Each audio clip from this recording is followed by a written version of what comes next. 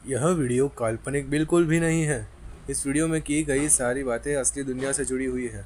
तो कृपया करके इस वीडियो को पूरा देखें स्किप करे बगैर, अगर आप नीट 2025 के लिए पढ़ाई अभी से स्टार्ट कर रहे हैं। धन्यवाद। हेलो।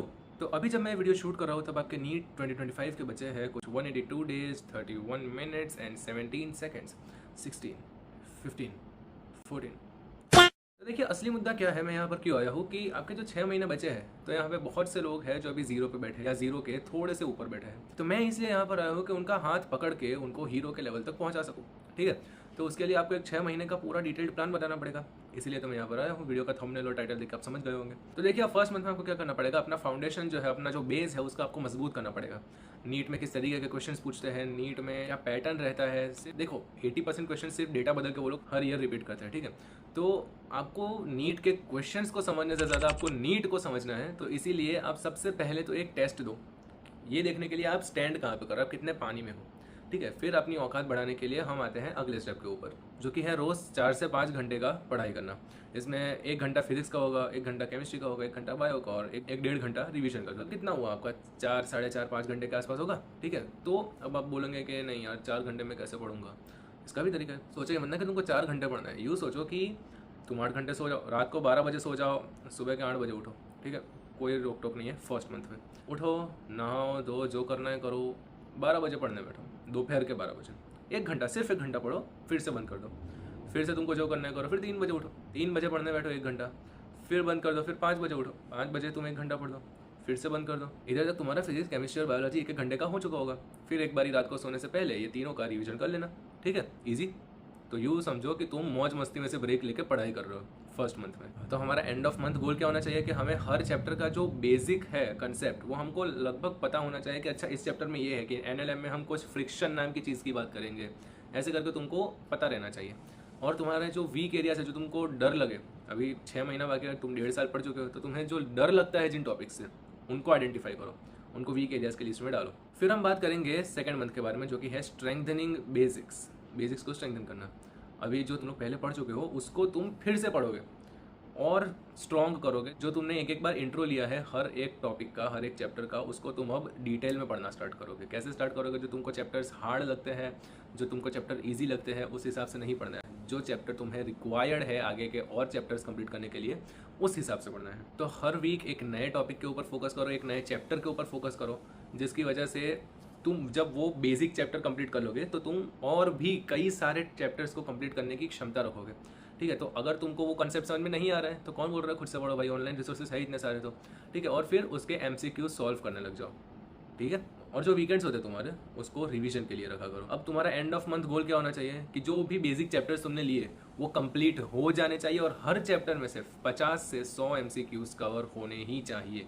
मिनिमम 50 तो होने ही चाहिए। फिर आता है थर्ड मंथ में, अब जाके तुम्हारी कॉम्प्लेक्सिटी थोड़ी सी इंक्रीज होगी। तो देखो अब तक तुम बेसिक चैप्टर्स को कंप्लीट कर रहे थे, लेकिन अब तुम्हारा गोल है कि तुम थोड़ा सा ऊपर जाके इंटरमीडिएट टॉपिक्स पर फोकस करना शुरू करो और उनके क्वेश्चंस भी सॉल्व करो। हर वीक तुम्हें 2 से 3 इंटरमीडिएट टॉपिक्स को पकड़ना है, मतलब 2 से 3 दिन में तुम्हारा एक इंटरमीडिएट टॉपिक खत्म हो जाना चाहिए। यहाँ पर टॉपिक से मेरा मतलब है चैप्टर्स, या तुम जो भी करो, लेकिन उसका वेटेज हाई होना चाहिए और वो बेसिक होना चाहिए। ये 2 रूल्स हैं। जो मीडियम डिफिकल्टी क्वेश्चन है अब उस पर आ जाओ। अभी तक तो तुम जितने भी कर रहे थे वो इजी कर रहे होंगे क्योंकि तुम मीडियम समझ नहीं पा रहे होंगे, लेकिन अब ऑनलाइन वीडियोस देखकर, ऑनलाइन क्वेश्चन प्रैक्टिस सेशंस देखकर आप मीडियम क्वेश्चंस पर आ जाइए। अब आप क्या करेंगे कि आपने जो भी चैप्टर्स कवर कर रखे हैं उनके लिए आप टेस्ट शुरू करेंगे। हर एक टॉपिक, हर एक चैप्टर के लिए चैप्टर होता है, चैप्टर के अंदर 7-8 टॉपिक्स होते हैं, तो उन टॉपिक्स के आप मिनिमम 20 से 25 क्वेश्चन आप कवर करेंगे हर टॉपिक। साथ ही साथ आपको क्या करना है कि आप ज़्यादा पेपर देने लगे हैं, ठीक है, तो अब आपको क्या करना है कि जो एग्जाम की कंडीशंस होती है कि किस हिसाब से, अभी आपको कुछ नहीं पता कि किस तरीके से आपको रखेंगे, क्या करेंगे क्या नहीं, तो उसके लिए आप प्रिपरेशन करना अभी से स्टार्ट कर दीजिए। एसी की आदत मत डालिए। एसी में अगर बैठ के पढ़ रहे हैं तो ठीक है, लेकिन उसकी आदत मत लगने देना, क्योंकि क्या पता सेंटर पे पंखा भी है या नहीं। तो अगर आप एसी की आदत डाल रहे हैं तो आप नहीं दे पाएंगे टेस्ट। ठीक है, तो आपको आदत किसी भी चीज़ की नहीं डालनी है। जब भी आपके चैप्टर्स कंप्लीट होने लगे तो आपको हर वीक में 2 या 1 फुल लेंथ मॉक टेस्ट देना है। ठीक है, 720 मार्क का, उस चैप्टर या जो भी चैप्टर्स आपने उस वीक में कवर किया। आपको साथ ही साथ एक मिस्टेक एनालिसिस की नोटबुक बनानी और वीक एरियाज जो आपने सबसे पहले लिखे थे उनको भी आपको चेक करते जाना है कि आपने कंप्लीट किया है या नहीं किया। जो भी आपको डिफिकल्ट टॉपिक्स लग रहे हैं उनके लिए आप कंसेप्ट मैप्स बनाइए, यानी कि फिजिक्स के लिए आप फॉर्मूला चार्ट बना सकते हैं, केमिस्ट्री के लिए आप टेबुलर फॉर्म में कर सकते हैं, बायोलॉजी के लिए मैं खास करके आपको ये बोलूँगा कि एनसीईआरटी के पेजेस है उसी के अंदर आप एक डायग्राम फॉर्म में जितना भर सके उतना आप भर लीजिए। और जो आपने पहले टॉपिक्स पढ़े हुए हैं उनको भी साथ ही साथ में रिवाइज करते जाइए। तो आपका एंड ऑफ मंथ गोल क्या होना चाहिए इसमें कि आपको टाइम मैनेजमेंट को इंप्रूव करना है, ठीक है, और अपने जो इंटरमीडिएट टॉपिक्स है उनको अच्छे तरीके से कंप्लीट कर लेना है, मॉक टेस्ट की आदत डाल लेनी है। फोर्थ मंथ में आप क्या करेंगे, एडवांस प्रैक्टिस करना स्टार्ट कर देंगे, क्योंकि अब बेसिक टॉपिक्स आपके खत्म हो चुके हैं, इंटरमीडिएट टॉपिक्स आपके खत्म हो चुके हैं, तो अब आपके बचे हैं सिर्फ और सिर्फ एडवांस टॉपिक्स। ठीक है, कहाँ से शुरू करेंगे, जो भी आपके हाई वेटेज वाले टॉपिक्स है आप वहाँ से शुरू कर सकते हैं। ठीक है, अभी तक आप सिर्फ बेसिक क्वेश्चन सॉल्व करते थे या तो इंटरमीडिएट क्वेश्चन सॉल्व करते थे, लेकिन अब आपको मिक्स्ड डिफिकल्टी लेवल्स के क्वेश्चन सॉल्व करना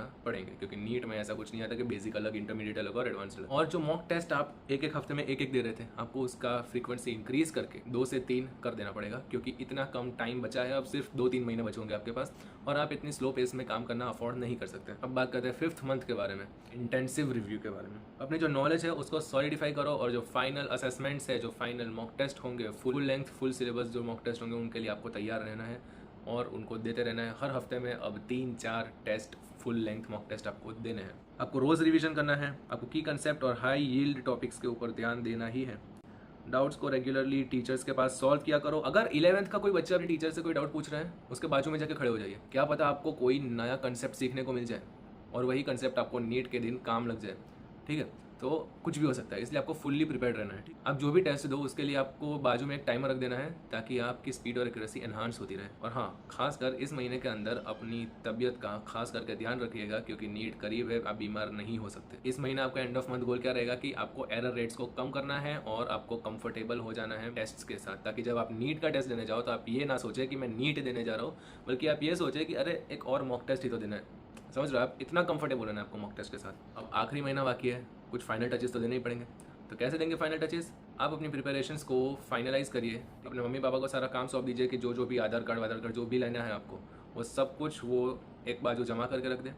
एग्जाम लाइक कंडीशंस के अंदर अब लगातार मॉक टेस्ट लेते रहो, क्योंकि अब अगर तुम पढ़ने बैठे, कुछ नया टॉपिक पढ़ने बैठे, तो आप पुराने टॉपिक्स को भी भूल जाएंगे, इस बात की बहुत ज़्यादा हाई प्रोबेबिलिटी है। एग्जाम स्ट्रेस को मैनेज करने के लिए आप रिलैक्सेशन टेक्निक्स की प्रैक्टिस कीजिए। अगर आपको जाननी है कौन सी, तो मुझे एक बार कमेंट करके बता देना, मैं आपके लिए लेके आ जाऊँगा रिलैक्सेशन टेक्निक्स। एग्जाम डे को प्लान करो, उसके लॉजिस्टिक्स प्लान करो कि आपको क्या लेके जाना है, किस तरीके से आप अपना टाइम मैनेज करेंगे, किस तरीके के क्वेश्चंस को आप पहले अटेंड करेंगे, क्योंकि आपका दिमाग आप ही को पता है कि आप किस तरीके से करेंगे। एंड ऑफ मंथ गोल आपका क्या होना चाहिए कि आप एग्जाम डे के लिए एकदम कॉन्फिडेंट प्रिपेयर करें कि कहीं से भी क्वेश्चन आ जाए मैं कर लूँगा, भले आपको ना आता हो, लेकिन आप खुद को ये कहते रहिए, खुद के अंदर ये फीड करते रहिए कि नहीं मैं कर लूँगा, मैं कर लूँगा, मैं कर लूँगा, तो देखिए आप कर लेंगे। ठीक है, खुद के ऊपर आप भरोसा रखिए। तो चलिए अब और टाइम वेस्ट ना करते हुए आपका मैं आपसे विदाई लेता हूँ। ठीक है, पढ़ते रहिए, कमिटेड रहिए, best of luck, bye bye.